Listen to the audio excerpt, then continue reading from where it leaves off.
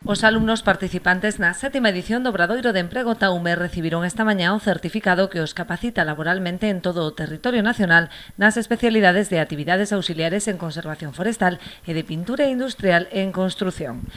Algunha das especialidades nas que estamos tratando pois son especialidades que eu creo que ten futuro.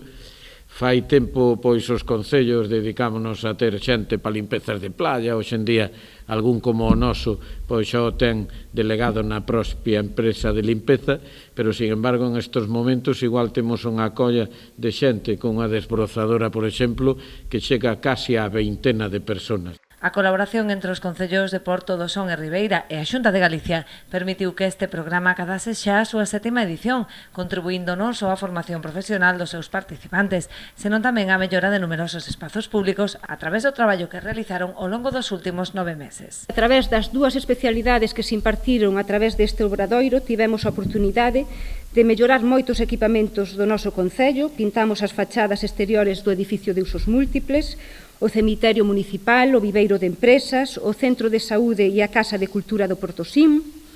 e tamén a través da especialidade de forestal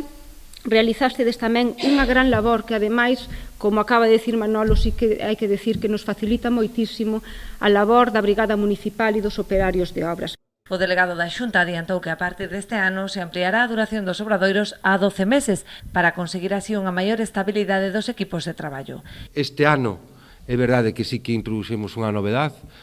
é unha mellora que os obradoiros van durar 12 meses, entendemos que é bo para os alumnos, pero tamén é bo para todos os profesores e o equipo docente, porque permite que eses equipos que en algún momento se constituíron e que están funcionando moi ben, podan ter certa estabilidade, non? E se podan manter. É moi difícil, é verdade, que se entre un obradoiro hai 3 meses, que eses equipos, as circunstancias persoais de todas as persoas,